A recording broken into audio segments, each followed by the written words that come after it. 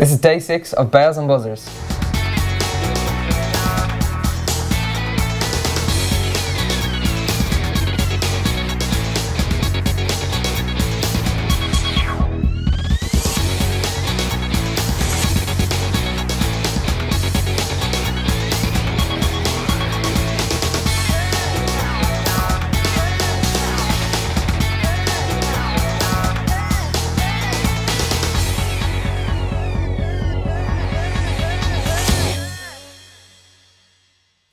And you're very welcome to the show. We've got a packed show today, and first off, we're joined on the couch by George Dockrell's dad, Derek. Derek, you're very welcome to the show. Thank you very much for having me in. Welcome, Derek. Yeah. So, Derek, obviously we're all glued to the TV on the early hours of Monday morning.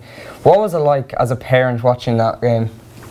Obviously, as a parent, I was incredibly nervous. I think most parents do get very nervous about their own children's performance, but I was also very nervous and apprehensive as an Irish cricketer because there was so much at stake. It was a phenomenal performance, and one sits on the sofa nervous, wondering about every ball, so it was a long night. What way when you are watching George play, what sort of way do you do it if they're away? What way do you? Well, each match is different. I'd have to say Sunday was just the worst possible occasion, from the nerves and the anxiety about it, because there was so much at stake. But I mean, generally I would sit down and try and relax, and it's sometimes very difficult to do that. The first time you go, I've kind of arrived home and sat down and turned on the telly and watched George on telly. It was slightly surreal. It's one of these sort of funny things, you don't think you'll ever do it. Yeah, because I mean, I think like with the nerves, even just watching, but as a parent, it's hugely enhancing the nerves. Yeah, I suppose as a parent, we all kind of are concerned about performances, and one gets nervous, but you also have to trust in the environment that they're performing in. And I think when you look on Sunday's performance, it was a very professional performance, and the best was got out of everybody, and they were all in the right zone for the match.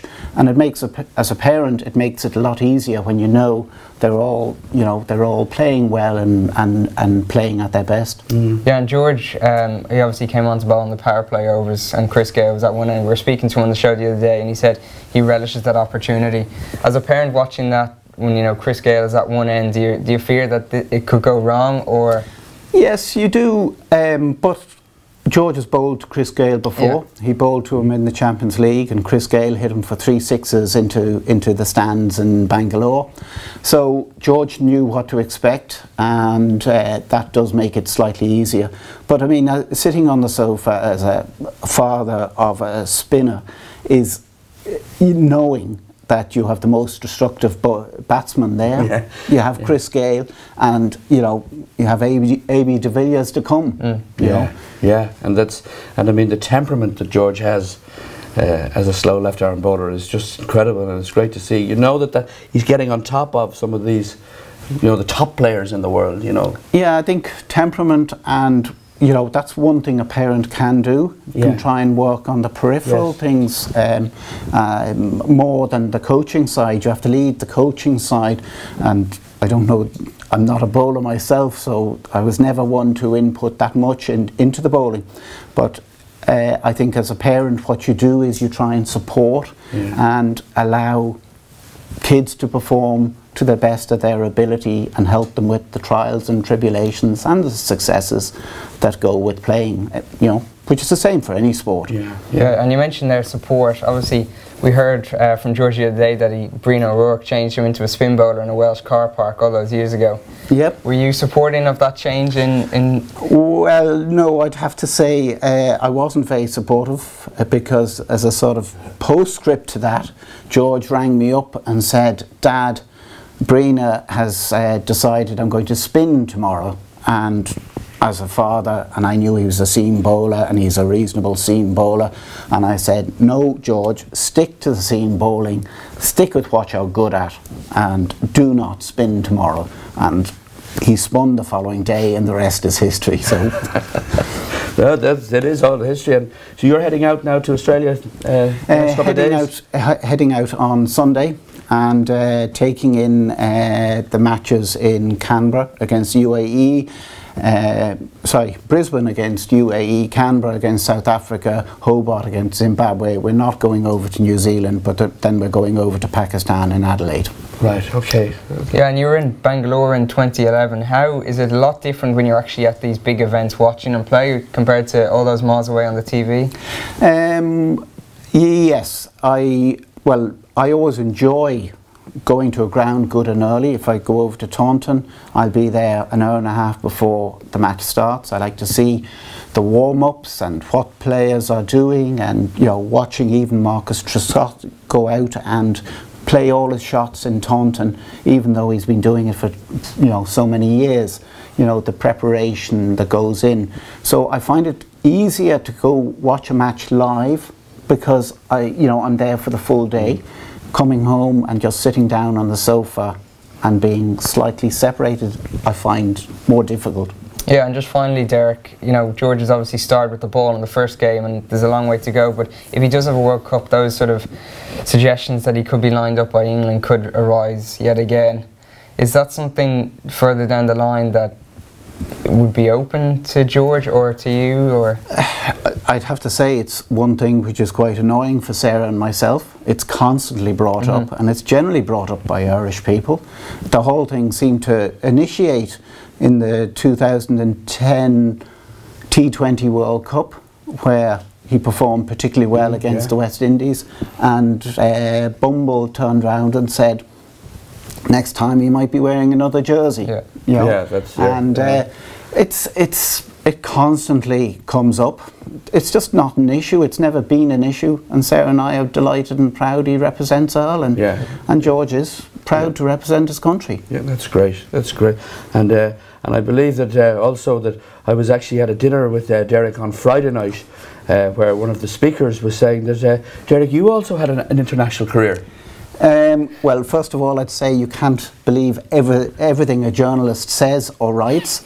No, I've never donned an Irish jersey. I can confirm I am not an international cricketer, so that's not correct. Needless to say, we're very proud of the Dockrell family and George and yourself and Sarah. It's been absolutely fantastic having you on the couch today. Thank you. Thank you.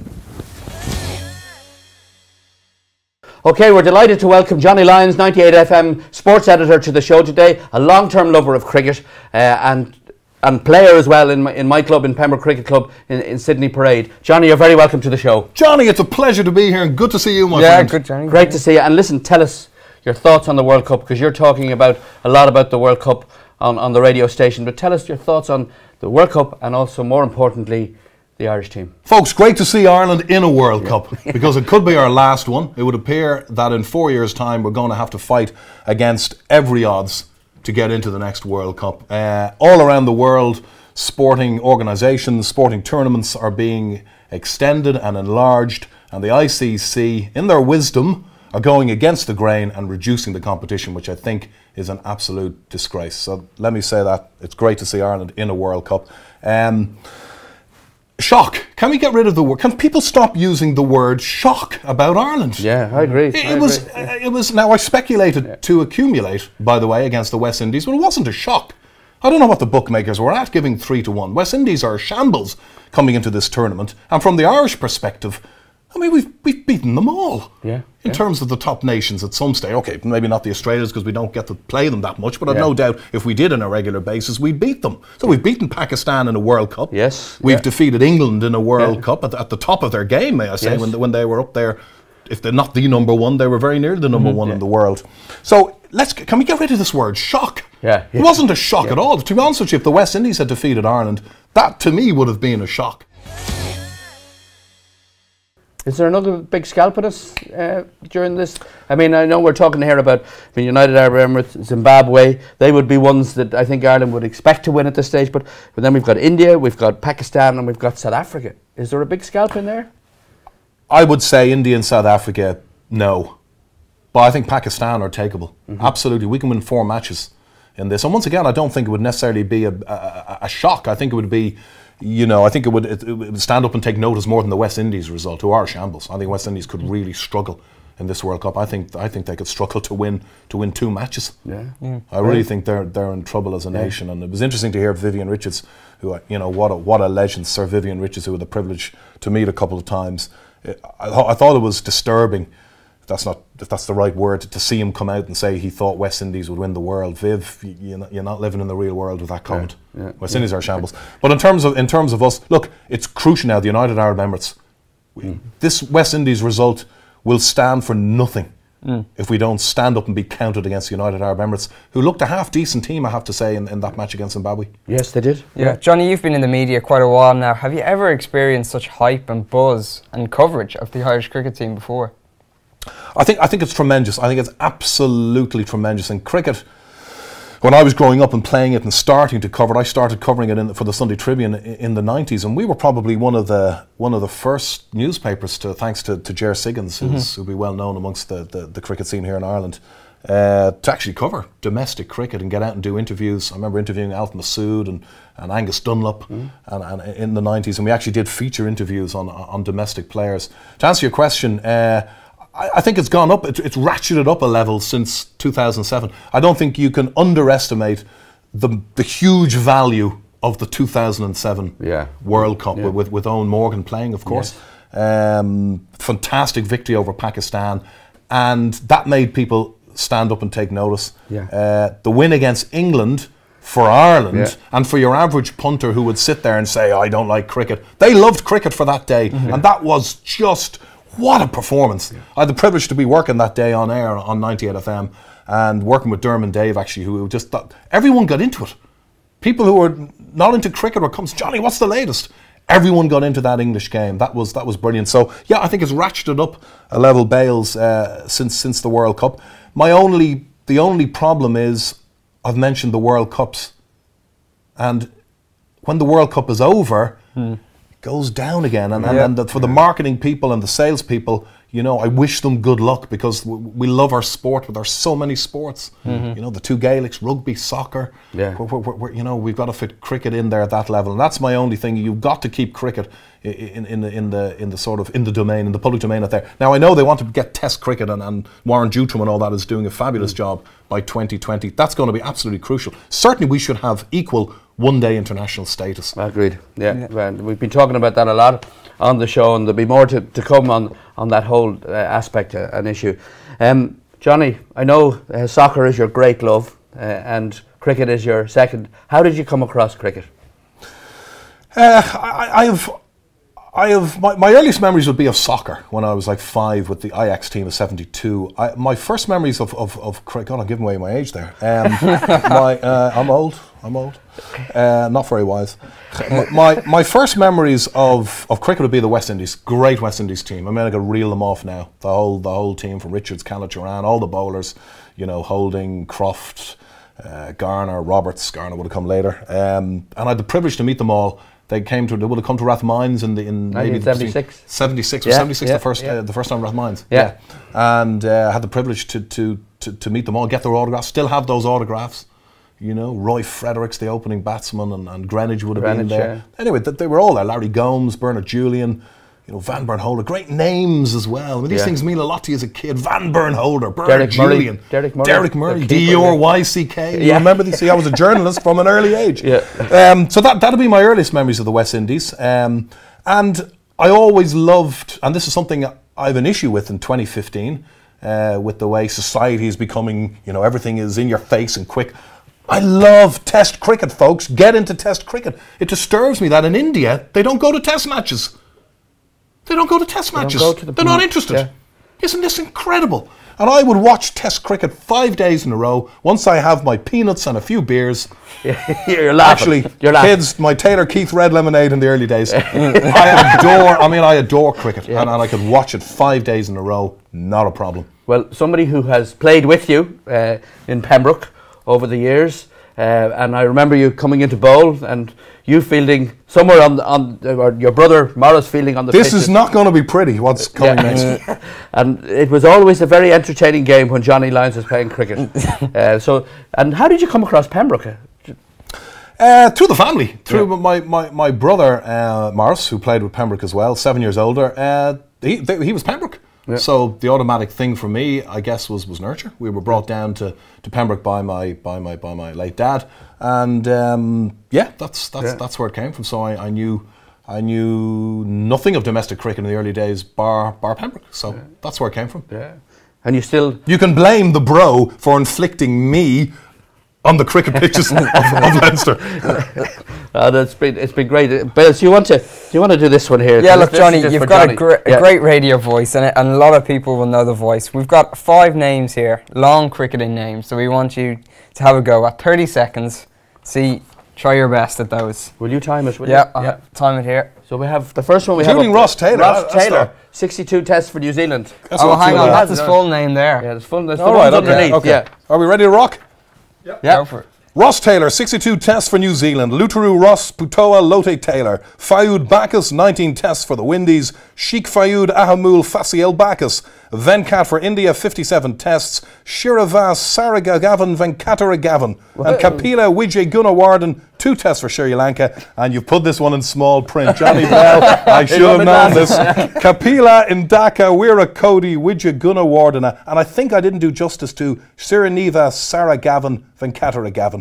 And Chaminda Vas, 111 tests. That's a full Nelson, isn't it? Yeah. For Sri Lanka. And that is Warner Kulasaria, Pata Bendiga, Oshanta Joseph Chaminda Vas. Whoa!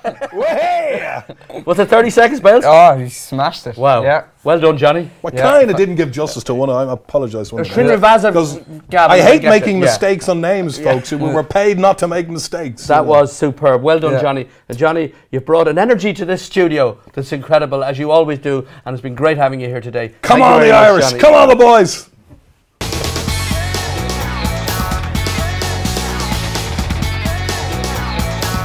All right, geez, Johnny, we're still recovering from Johnny Lyons on the sofa a few minutes ago. But as always, we love to hear from you, and there's been a couple of tweets coming in regarding yesterday's show with Carl McCallan.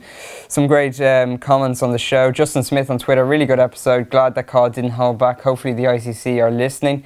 A couple more. Graham Kelly, I really enjoyed your comments on the slog sweep, bells and buzzers. Really agree with what you had to say. And finally, Lekka Sports as well. Great insight from Kyle, backing Green. So yeah, just a couple of people taking note of Carl McCallan's comments yesterday. I'm sure with each passing day, there's more and more big names coming out to support Ireland's cause and the Associates' cause. So yesterday, there was Ravi Ashwin, the Indian spinner, and he said it's been a great pleasure watching the new teams play in this World Cup, including Ireland. Right things are happening for sure, and he included the ICC in that tweet as well.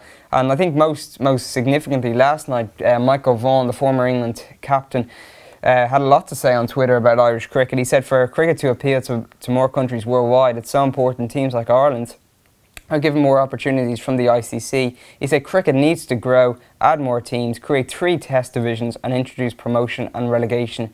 Hashtag why not? So more people... Yeah, that's a lot of, that's more names at the top of the sport, you're saying. And so, I mean, the more of that, the better. Yeah, and of course, one game tonight, and it's a big one, England against New Zealand in Wellington. Just as an aside, obviously Owen Morgan, captain of England, but there's a couple of people actually contacted us yesterday in relation to the McCallan interview and said that it's funny, they find it strange that Owen Morgan didn't publicly congratulate any of the Irish team for their win over the West Indies on Monday. He didn't mention it in his press conference yesterday in Wellington. I'm not sure if any journalist asked, to be honest, but there was no public congratulations to the Irish team on Twitter, and he's quite active on Twitter, so maybe a couple of people are quite annoyed at that. So yeah, well, you only hope he did it privately, but I can understand people being annoyed, and I mean, and of course, Owen himself under a fair bit of pressure now going into tonight's game, against New Zealand. And what would your predictions be tonight? Yeah, New Zealand have to be favourites of that, and I think that will come true. England have been struggling, and the pressure, not only Morgan's on, but I think the whole side is really affecting them. Anyway, be interesting. Yeah, absolutely. And as always, we love to hear from you. So hashtag bells and buzzers or at theslogsweep.com. Also on Facebook, facebook.com/theslogsweep. And if you missed yesterday's show with Carl McCallan or any of the shows that we've done over the past few days, you can catch up with them now on theslogsweep.com. That's about it for today's show. It's been another action-packed show. Join us tomorrow for more of the same.